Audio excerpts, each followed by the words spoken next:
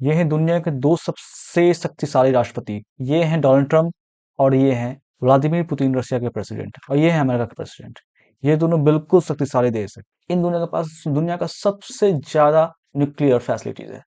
एक example, Russia के पास भी 5,000 से ज्यादा न्यूक्लियर है और अमेरिका के पास भी 5,000 से ज्यादा न्यूक्लियर है। आप सोच रहे होंगे कि सर मुझे ये बताइए, सभी लोग बोलते हैं कि एक दो न्यूक्लियर से ही काफी है दुनिया को खत्म करने का। तो ऐसा नहीं है, किसी देश को भी आप खत्म कर सकते हैं एक दो न्यूक्लियर से। एक एग्जांपल के रूप में देखा है, जब फैट मैन गिराया गया था, लिटिल बॉय गिराया गया था नागासाकी हिरोशिमा में, जापान में 1945 में, तो वो शहर को ही तबाह कर सकते थे। लेकिन अब तो बहुत पावरफुल मॉडर्न हथियार आ चुके हैं, न्यूक्लियर फैसिलिटीज आ गई है। उससे क्या होगा? तो देखिए, एक एग्जांपल लिया जाए, जापान के पूरे जापान को खत्म करने के लिए कम से कम इन लोगों को कम से कम 100 मिसाइल्स चाहिए। जैसा कि फैटमैन है, बस उस तरह से 100 से 150 मिसाइल लगभग चाहिए, जो पूरी तरह से जापान खत्म हो जाएगा। लेकिन उसका रेडिएशन तो पूरी दुनिया में फैल जाएगा। हाँ, जाहिर तौर पे फैल जाएगा, लेकिन जो वॉर होगा तो दुनिया ये देखेगी नहीं। आप बहुत सारे मूवी देखते होंगे कि वॉर खत्म होता है, और आप हमेशा देखते होंगे मूवी में कि दुनिया में कोई आखिरी इंसान बचता है, या कोई बंकर में इंसान है जो न्यूक्लियर वॉर के बाद सब वहां पर सर्वाइवर है। ऐसा ही कुछ होगा अगर इन दोनों देशों के बीच में वॉर हुआ तो, खासकर न्यूक्लियर वॉर। और ये दोनों क्या चाह रहे हैं? ये दोनों चाह रहे हैं, खासकर डोनाल्ड ट्रंप और रशिया के राष्ट्रपति, कि ये वॉर जो चल रहा है रसिया यूक्रेन में वो खत्म हो जाए, क्योंकि रसिया को उसमें ढकेला गया था इस वॉर में। कैसे ढकेला गया था?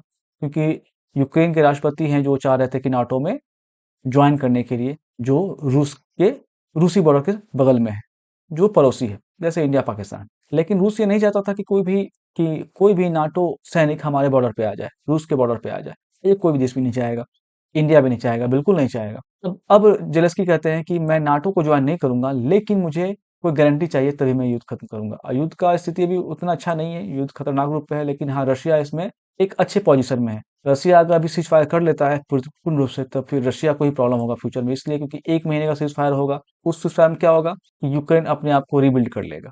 मिलिट्री रूप से बोल रहा हूँ। तो इसलिए रूस ने साफ कह दिया है कि मैं ऐसा कोई सीज फायर नहीं करने वाला हूँ। लेकिन हाँ, कुछ कुछ बिंदुओं पे रूस ने हाँ बोल दिया है। उसमें भी 1 घंटे तक अमेरिका के प्रेसिडेंट फोन पे वेट करते रहे, किसका? रशिया के प्रेसिडेंट का। तो फिलहाल मैं ये कहूंगा कि रशिया के प्रेसिडेंट अभी बहुत ताकतवर है, और इनको पता है कि मॉडर्न वॉरफेयर में क्या करना है। अब आप ये भी सोचे होंगे कि अच्छा, यूक्रेन ने 3 साल तक तो रसिया को रोक लिया। तो देखिए, यूक्रेन ने 3 साल तक नहीं रोका है। वहां नाटो के, अगर मैं पिछले वीडियो देखते होंगे, मैं बता चुका हूँ, वहां के नाटो के जो पुराने सैनिक हैं ना, जो रिटायर कर चुके हैं और जो भी नाटो में है अभी, गुप्त रूप से वो रसिया के खिलाफ यूक्रेन में लड़ रहे हैं। तभी तो 3 साल वो रुके हुए रसिया को, रसिया को रोकना यूक्रेनियों के लिए मुश्किल था। और मैं एक बात बताना चाहता हूँ कि रसिया का कोई युद्ध का अनुभव था नहीं।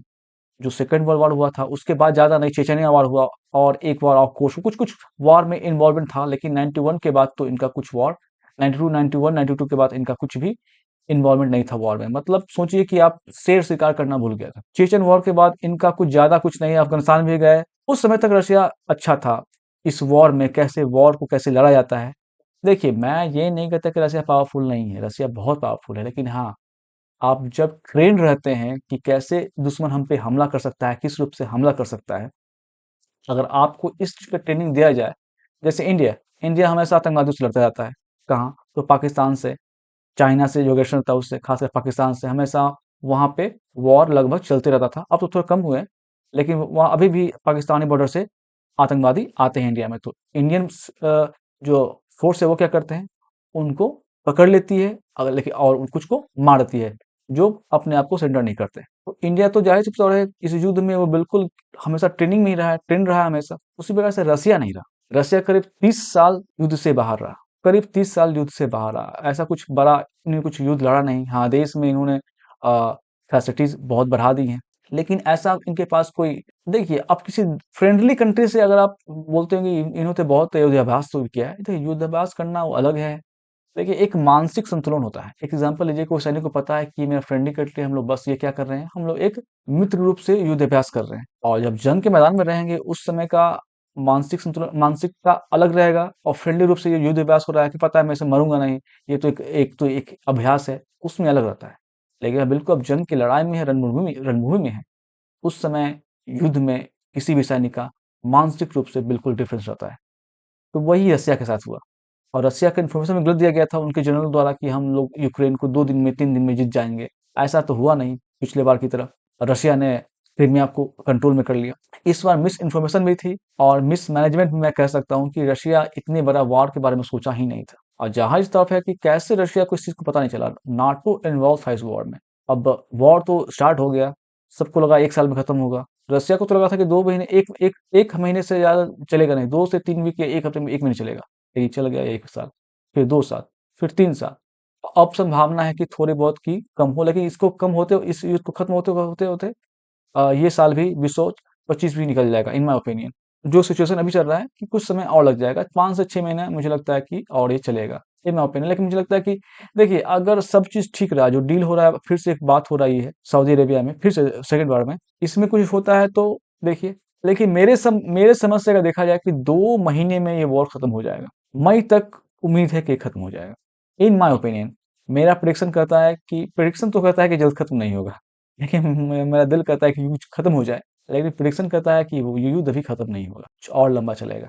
तो इन दोनों का क्या है, आप देख चुके हैं, ये दोनों चाहते हैं कि वॉर खत्म हो जाए। अब नाटो का क्या व्यवस्था है, ये देख लीजिए। डोनाल्ड ट्रम्प भी कह रहा है कि मैं नाटो छोड़ दूंगा। यूरोप भी चाहता है कि यूरोप चाहता है कि मैं सेफ रहूं अमेरिका के अंदर। और नाटो, पता है आपको, अब तो 32 देशों के हो चुके हैं, संगठन हो चुके हैं। नाटो का मतलब क्या है कि देखिए, नाटो का किसी भी देश पे अगर कोई भी देश हमला करता है, जैसे मान लीजिए कल को रशिया हमला करता है फिनलैंड पे, क्योंकि फिनलैंड अब नाटो कंट्री हो चुका है। जो 32 देश है ना, वो हम मिलकर हमला करेंगे किस पे, रशिया पे। तो जाहिर सी बात है, 32 देश की झेलना तो थोड़ा मुश्किल हो जाएगा, तो न्यूक्लियर वॉर स्टार्ट हो जाएगा। तो मेरा मोटा मोटी कहने का मतलब है कि 32 देश में से किसी देश पे कोई देश हमला करता है जो नन नाटो कंट्री हो, तो क्या होगा, वो 32 देश उस देश पे हमला कर देंगे जिसने किसी भी नाटो मेंबर कंट्री पे हमला किया है। ये तो आपको समझ में आ गया। मतलब 32 देश नाटो पे रशिया पे हमला कर सकते हैं, नंबर 1। और आप पूछिएगा कि सर मुझे ये बताइए, कल को बोलेगा कि मान लीजिए अगर कोई नाटो कंट्री ही एक दूसरे पे हमला कर दिया तो हाँ, उसका भी सॉल्यूशन है। जैसे मान लीजिए फ्रांस ने कर दिया यूके पे हमला। एक एग्जांपल लीजिए, फ्रांस ने कर दिया यूके पे हमला कर दिया, तो क्या होगा? पहले हमला किसने किया? फ्रांस ने अटैक किया। तो नाटो क्या करेगा? फ्रांस को अलग कर देगा नाटो से, फिर वो सभी 31 देश मिलकर फ्रांस पे हमला कर देगा। तो ये मोटा-मोटी बात इस तरह से चलता है नाटो। नाटो का अपना आर्टिकल है, जैसे विश्व का कैसे आर्टिकल होता है यूएन में, जैसे इंडिया कैसे आर्टिकल्स है ना, बहुत सारे संविधान है ना, उसी प्रकार से एक नाटो का अलग संविधान है। जो आर्टिकल 5 बहुत थोड़ा डेंजरस रूप ले आता है, जिसमें 32 देश एक किसी देश पे हमला कर देंगे अगर वो किसी हमला पे करता है किसी नाटो कंट्री पे, तो ये सिचुएशन है। तो आप सोचोगे, बताइए नाटो कंट्री से क्या निकल जाएगा अमेरिका? मैं बताता हूँ, कभी नहीं निकलेगा। नाटो कंट्री से अमेरिका कभी नहीं निकलेगा, कभी भी नहीं निकलेगा। वजह बताता हूँ मैं क्या है। अमेरिका क्या है ना, आप एक सोच लो, एक सेठ है। सेठ क्या करता है? हुक्म चलाता है कि तुम ये करोगे, तुम ये करोगे, तुम ये करोगे, तुम ये करोगे। तो अमेरिका भी वही करता है। अमेरिका एक अपने आप को सेठ समझता है। फ्रांस कहता है कि तुम ये करोगे, यूके कहता है कि तुम ये करोगे, तुम उस पे प्रतिबंध लगा दोगे, तुम उस पे प्रतिबंध लगा दोगे। अगर नाटो से अमेरिका निकलता है तो समझ जाइए, उसकी बादशाहत, उसकी दादागिरी खत्म हो जाएगी। और जो सैंक्शन का खेल खेलता है ना अमेरिका, ये भी बहुत कम हो जाएगा। तो मैं गारंटी के साथ कहता हूँ, मेरा प्रेडिक्शन है, कभी भी अमेरिका नाटो से नहीं निकलेगा। हाँ, अब कोई सनकी टाइप का प्रेसिडेंट आ जाएगा, मैं चाहता हूँ कि मैं निकल ही जाऊँ, तो उसमें मैं नहीं कर सकता। लेकिन अमेरिका का जो राष्ट्रपति है डोनाल्ड ट्रम्प, इससे भी कुछ अलग आता है, जो क्रेजियस्ट आता है, तो वो निकल सकता है। लेकिन डोनाल्ड ट्रम्प भी नहीं निकलेंगे, और डोनाल्ड ट्रम्प बेवकूफ नहीं है, ही इज अ बिजनेसमैन। उसको पता है, डोनाल्ड ट्रम्प को पता है कि अगर मैं नाटो से निकल गया, अमेरिका की क्या इज्जत रह जाएगा। अमेरिका बिल्कुल एक एक शक्तिशाली देश अमेरिका है। अगर अमेरिका नाटो से निकल भी जाता है तो किसी देश को उस पे हमला करने के लिए सोचना पड़ेगा। और ये भी बात सही है कि अभी के अनुसार अगर देखा जाए तो अमेरिका ही है जो पूरे यूरोप को संरक्षण करता है अपने ऊपर। लेकिन अमेरिका कभी भी नाटो से नहीं निकलेगा। अगर अमेरिका नाटो से निकल जाता है तो उसकी बादशाहत खत्म हो जाएगी, उसकी दादागिरी खत्म हो जाएगी दुनिया से। तो इसलिए ये हर इस टाइप का जो जो अमेरिका है ना, इसको आदत हो चुका है ऑर्डर देने का, कि तुम ये करोगे, तुम वो करोगे। किसी भी देश को बोल रहा है कि तुम इस देश, जैसे अब एग्जांपल लीजिए, किसी देश को बोल रहा है कि तुम इंडिया के खिलाफ ऐसे बोलो, या किसी देश को बोलता है, मान लीजिए फ्रांस को ही बोलता है कि तुम चाइना के खिलाफ ऐसे बोलो। देखिए, अभी तो फ्रांस का जो राष्ट्रपति है वो ज़्यादा अपना ही सुनता है, कि वो अभी अपना खुद को प्रोजेक्ट लॉन्चिंग कर रहा है कि मैं हूँ यूरोप का सेवियर। लेकिन ऐसा नहीं है। लेकिन हाँ, अमेरिका नाटो से नहीं निकलेगा। अगर अमेरिका नाटो से निकलता है तो उसकी दादागिरी दुनिया से खत्म हो जाएगी और वो किसी को ऑर्डर देने लायक नहीं रहेगा। तो अमेरिका कभी भी नाटो से नहीं छोड़ेगा, नाटो नहीं छोड़ेगा। अब रहा यूरोपियन कंट्री। अब यूरोपियन यूरोपियन कंट्री का क्या कहना है, देख लीजिए। देखिए, अगर जो नाटो से by the way in the my opinion, by the way, अगर जो अमेरिका निकल जाता है तो क्या करेगा ये लोग ना, अपनी एक खुद की फोर्स बनाएंगे। देखिए ये अभी नहीं है, ये यूरोपियन कंट्री नहीं है, याद रखिएगा, ये अभी कुछ नहीं है, ठीक है ना? तो इसको अभी भूल जाइए, ठीक है ना? इनको, ये यूक्रेन के राष्ट्रपति, इनको भूल जाइए। तो मैं बताता हूँ कि अगर ये लोग, ठीक है, ये लोग जो अगर अगर जो नाटो से निकल जाता है अमेरिका तो क्या होगा? तो ये लोग अपना एक फोर्स बना, देखिए ये लोग फोर्स बना सकते हैं, ऐसा नहीं है, ये लोग कमजोर नहीं है। यूरोप कमजोर नहीं है, पैसे से शक्तिशाली है। एक अच्छा, इन लोग जो कंट्रीज हैं, यूरोपियन कंट्रीज है, ये भी लोग अच्छे कंट्री भी हैं, अमेरिका से बेहतर है। लेकिन इन लोगों को ना शुरुआत से ही बेबस बना दिया नहीं गया। ये लोग बोलते हैं कि अमेरिका बोलता है कि 2% तुम खर्च करो, अब बोलता है 5% खर्च करो अपने अपने अपने सेना पे, नहीं तो नाटो को दो। इनका कहने का मतलब है ना कि अगर जो अमेरिका नाटो से निकल जाता है तो हम लोग एक अलग फोर्स बना लेंगे 10 साल के अंदर। और ये लोग बना सकते हैं दोस्तों, क्योंकि देखिए अमेरिका क्या किया है, यूरोप से सारा युद्ध स्टार्ट हुआ है, हमेशा होता है यूरोप से ही होता है। चाहे वर्ल्ड वॉर भी ले लिया जाए तो वर्ल्ड वॉर वन यूरोप से स्टार्ट हुआ, वर्ल्ड वॉर टू यूरोप से स्टार्ट हुआ, और जो सिचुएशन चल रहा है वर्ल्ड वॉर अगर थ्री होता है तो वो भी यूरोप से स्टार्ट होगा। क्योंकि जिस टाइप का ये लोग बयान दे रहे हैं ना, ये खासकर फ्रांस और ये स्टामर, यूके का प्राइम मिनिस्टर ये स्टामर है, और फ्रांस के राष्ट्रपति ये प्रेसिडेंट ये मैक्रोन है। जिस तरह से इनका बयान है ना, ये समझ जाइए कि अभी युद्ध की स्थिति में आ रहे हैं, लेकिन इनमें कोई ताकत है नहीं। अभी ये लोग कुछ नहीं करेंगे, इनको पता है कि ये लोग हार जाएंगे। ये लोग नहीं, बस एक होता है ना वो बयानबाजी करना, क्योंकि हीरो को जानते हैं, आप लोग अपने मूवी में देखते होंगे, इंग्लैंड के लोग एकदम रहेंगे ऐसे, बोलते हैं ये करो वो करो ऐसे करो वैसे करो, तो ये लोग बस बोलने वाले हैं, कुछ करने वाले नहीं है। लेकिन हाँ, अगर वर्ल्ड वॉर स्टार्ट हुआ तो यूरोप से ही स्टार्ट होगा। लेकिन संभावना भी कम है दोस्तों, ऐसा नहीं कि मैं वर्ल्ड वॉर के बारे में बात कर रहा हूँ, लेकिन नहीं होगा वर्ल्ड वॉर। एक बात और बताता हूँ, ये लोग अपनी सैनिक बना सकते हैं, 10 साल के अंदर के प्लान में आ चुके हैं। मैं करीब लगता है कि 800 बिलियन की ये बात कर रहे हैं। मैं देखिए मैं एग्जैक्ट नहीं बता सकता, ठीक है, मैं एग्जैक्ट नहीं बता सकता, मुझे देखना पड़ेगा। तो मैं अभी जो बोल रहा हूँ मैं स्क्रीनशॉट दे दूंगा। ये 800 बिलियन, अराउंड 800 बिलियन का ये 10 साल में एक ये करने की सोच रहे हैं, लोग बात कर रहे हैं, अगर अमेरिका नाटो से निकल जाता है तो। और नाटो कभी से अमेरिका कभी भी नाटो से नहीं निकलेगा। उसको पता है कि अगर ये लोग शक्तिशाली बन गए तो मेरा कोई वैल्यू नहीं रहेगा, दुनिया में कोई वैल्यू नहीं रहेगा अमेरिका का। क्योंकि यूरोप, देखिए यूरोप को आप जो भी कहिए, छोटे छोटे देश है, लेकिन बूंद बूंद से तालाब बनता है। यूरोप एक शक्तिशाली महादेश बन सकता है अगर अमेरिका, देखिए जब तक आपको, एक एग्जाम्पल देते हैं, कोई बच्चा छोटा रहता है तो उसके माता-पिता उसका समर्थन करते हैं। जैसे-जैसे बड़ा होता है ना, तो वो अपने ऊपर आ जाता है, बोलता है बेटा अब तुम करो। बाप क्या करता है कि अब तुम करो, आगे तुम्हारी ज़िंदगी है, तुम्हें अपना अपना रिप्रेज़ेंट खुद बनाना है। तो वो क्या करता है? उसी प्रकार से ये है, इसको कभी अमेरिका बोला ही नहीं कि ये वेपन बनाओ, मेरा ही वेपन खरीदो। हाँ, वेपन्स भी अमेरिकन्स ही खरीदते हैं ये लोग, कुछ-कुछ वेपन्स बनाते हैं ये लोग, ऐसा नहीं है, फ्रांस और यूके बनाता है, लेकिन और सब देश तो नहीं बनाते हैं ना। और ऐसा ना कि ये भी तो खरीदता है ना यूएस से, तो सभी लोग वेपन्स खरीदते हैं कहाँ से? तो यूएसए से खरीदते हैं। तो यूएस को बहुत फायदा है नाटो रहने में। हाँ, वो बहुत पैसा खर्च करता है, लेकिन दादागिरी भी तो करता है सब पे। तो मुझे उम्मीद बिल्कुल नहीं है कि अमेरिका नाटो से निकल जाएगा। अब एक अजीब टाइप का प्राणी है ये, अब इनको देख लीजिए, इनको भी अभी भी पड़ी है कि मैं बिल्कुल शक्तिशाली हूँ, मैं कुछ भी कर सकता हूँ, मैं रशिया को हरा दूंगा। ये धीरे-धीरे इनका अपना जो देश है ना, ये बिल्कुल खो रहे हैं। और जिस टाइप का इनका सिचुएशन चल रहा है, जिस टाइप का इनका टेंडेंसी है, ये खुद नहीं इस्तीफा देते हैं, लेकिन हाँ, दूसरों को सस्पेंड कर देते हैं, दूसरों को निलंबित कर देते हैं। अब हमेशा ये अपने आर्मी चीफ को हटा देते हैं। किसी का मतलब, इनका ये है ना कि मैं हूँ तो मैं सही कर रहा हूँ, तुम लोग युद्ध क्यों नहीं जीत रहे हो? अब क्या इनका सोच है, अभी भी ये चाहते हैं कि मैं लड़ूँ ही लड़ूँ, क्योंकि ये तो बॉर्डर पे नहीं है। ये आज मिलने गए बॉर्डर पे, लेकिन ये तो लड़ते तो नहीं है ना। तो अपने जितने भी लोग हैं तो इन्होंने खो ही दिया। अब इनका क्या करना है, अब ये सोच रहे हैं, लेकिन इनका कोई सुनता नहीं है। यूरोप के चक्कर में भी ये है, यूरोप जब हाथ हटा देगा तो फिर ये कहीं के नहीं रहेंगे। इन्होंने डील भी कर लिया है अमेरिका से, जो मिनरल्स मेटल्स थे उनके बारे में। तो अब इनका देखिए, इनका भी कुछ नहीं कर सकते कि ये भी अनप्रेडिक्टेबल है, इनके बारे में कोई भविष्यवाणी नहीं कर सकता है। ये भी कब पलट जाए, और ये बहुत झूठ बोलते हैं दोस्तों, याद रखिए, ये बहुत झूठ बोलते हैं। अब बोले कि अब ये कहाँ से आ गया, तो देखिए ये प्रेसिडेंट है लुकासेन, कहाँ के, तो बेलारूस के। अब यूक्रेन का सीन खत्म हो जाएगा ना, तो मैं दावे के साथ, मेरा प्रेडिक्शन करता है, मैं दावे के साथ कहता हूँ, या तो इनको गद्दी से हटा देगा, नहीं तो वहां पर तख्ता पलट करने का कोशिश करेगा। कौन? नाटो, यूरोप, अमेरिका, ये बोल रहा हूं मैं। अब यूक्रेन के बाद जब इनका एग्रीमेंट यूक्रेन से सब चीज ओके हो जाएगा कि अब नाटो में नहीं जाएगा, ये ज्वाइन नहीं करेगा, इतना सैनिक रहेगा, ये सब हो जाएगा, तो पीछे पड़ेगा अब इसके, क्योंकि उस बॉर्डर के पास सिर्फ ये बचा है। कौन? तो बेलारूस। इसके राष्ट्रपति का भी या तो इसको चेंज कर देगा, नहीं तो तख्ता पलट कर देगा, इसका भी माइंड वॉश करेगा। अब देखिएगा कुछ न कुछ सालों में अब बेलारूस के चक्कर में पड़ेगा। वो कौन? तो यूरोप और अमेरिका, मतलब नाटो। ये आप देख के रहिएगा, ये बिल्कुल। आप बोलेंगे आप ये कहाँ से आ गया? देखिए ये साउथ कोरिया के प्रेसिडेंट थे। आपको पता है कि इसको इसको कोर्ट ने इनको अरेस्ट कर लिया गया था। मैंने इस पे एक वीडियो बनाया था। एक वीडियो बनाया था इस पे मैंने। इसके बारे में अमेरिका हो, चाहे यूरोपियन कंट्री हो, चाहे कोई भी हो, चाहे जापान हो, कोई भी हो, बिल्कुल कुछ-कुछ तोल-मोल के बोल रहे हैं। मतलब ऐसा होता है ना कि बिल्कुल कि हाँ, ये गलत है, ये इन्होंने गलत किया है, जो धोखाधड़ी किया है अपने देश के साथ, जो करप्शन किया है, तो ऐसा वो लोग बोलते नहीं खोल के। क्यों? क्योंकि बिल्कुल ये अमेरिका, यूरोप का कहने का मतलब कह सकते हैं कि एक एक प्रकार से एक गुलाम टाइप का कह सकते हैं कि वो लोग जो कहते हैं वही ये करता है। और इससे बहुत पैसा कमाता है अमेरिका, ये भी याद रखिएगा।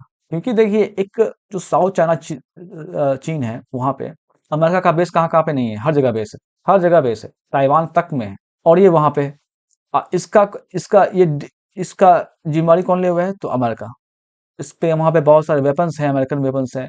तो ये भी बिल्कुल अमेरिका जो कहता है वही ये करता है। तो इसलिए ये लोग अपने संगठन में जो भी कुछ गलत भी करता है ना तो उसको गलत नहीं बोलता है। हाँ, यही अगर कोई इंडिया में हुआ, रशिया में होता, कहीं और देश में होता, तो वो बिल्कुल एकदम चिल्लाने लगते उस देश पे कि तुम ऐसे हो, सैंक्शन की बात है, मैं सैंक्शन लगा दूंगा, ये कर दूंगा। और बिल्कुल एक प्रकार से समझिए कि दबाया जाता उस देश को, लेकिन इसके खिलाफ कोई भी नहीं कुछ बोल रहा है, अभी तक भी नहीं। अब ये महाशय एर्दोगान है, ये तुर्की के राष्ट्रपति हैं। इन्होंने क्या किया है ना कि अपने जो प्रतिद्वंदी हैं, जो होने वाले हैं चुनाव में, उनको अरेस्ट कर लिया है।